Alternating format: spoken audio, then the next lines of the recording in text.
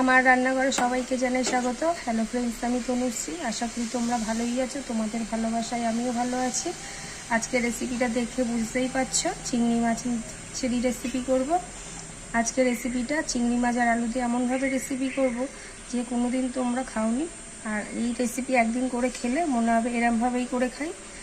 তার জন্য কি লাগবে, চিংড়ি মাছ কেটে নুন হলুদ মাখিয়ে রেখেছি, আদা রসুন বাটা, টমেটো বড় বড় করে দেখো কেটেছি, পেঁয়াজগুলোকেও একদম বড় বড় করে ছাড়িয়ে নিয়েছি কেটে, কাঁচা লঙ্কা, আর এখানে দেখো আলু কেটে রেখে দিয়েছি। গ্যাস অন করে খালি কড়াই বসিয়ে দিয়েছি।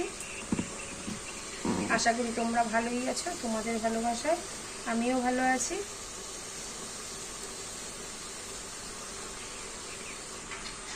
খালি কড়াই গরম হয়ে গেছে, দিয়ে দিলাম সরষের তেল। রেসিপিটা করবো সরষের তেলে। তেল গরম হয়ে গেছে, ফোড়নে দিয়ে দিলাম গোটা জিরে।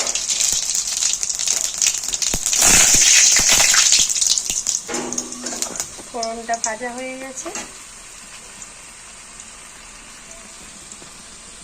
কেটে রাখা আলুগুলো দিয়ে দেবো।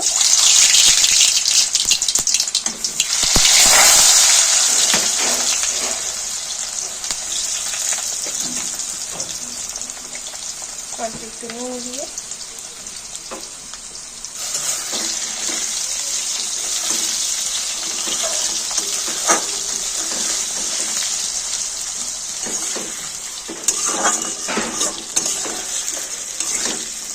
আলুগুলো ভাজতে ভাজতে এবার চিংড়ি মাছগুলো দিয়ে দেবো। একসাথে ভাজতে থাকবে চিংড়ি মাছ আর আলুটাকে।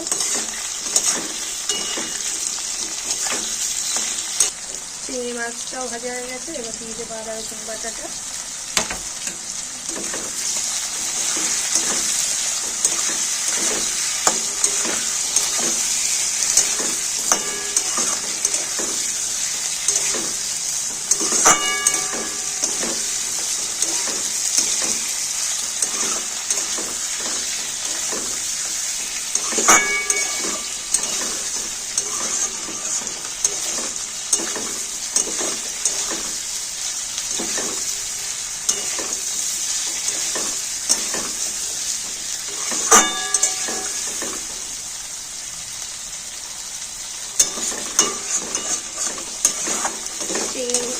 আদা রসুন বাটার গন্ধটাও চলে গেছে ভাজতে ভাজতে।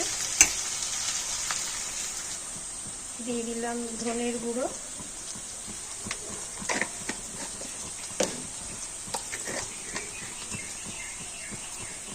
লঙ্কার গুঁড়ো,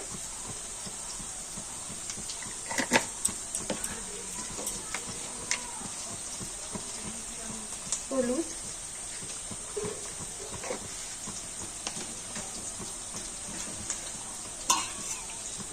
একটু জল, ভালো করে কষিয়ে নেবো। নেড়েছে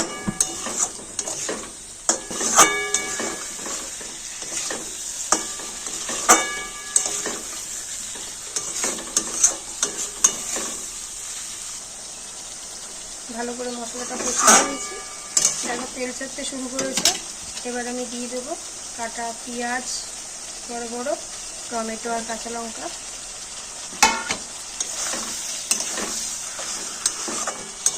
ভালো করে কষিয়ে নেব।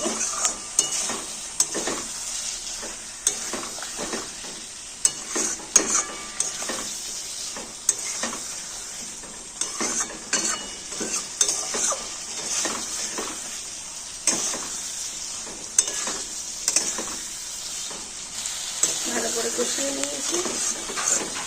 এবার আমি একদম হালকা করে একদম অল্প একটু জল দেবো। ব্যাস, আর দেবো না। এটাকে একটুখানি ফুটতে সময় দেব।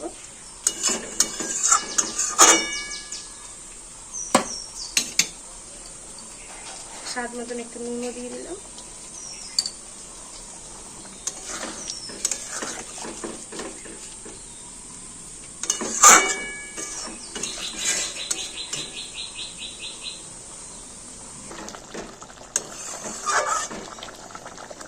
গ্রেভিটা ফুটতে শুরু করে দিয়েছে।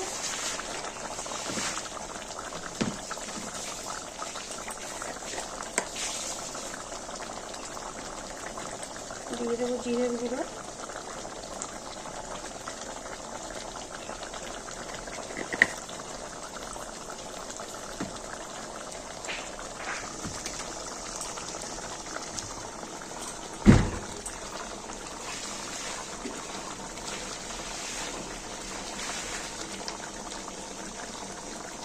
গোলমরিচের গুঁড়ো, একটু ফুটিয়ে নেবো আর রাখবো।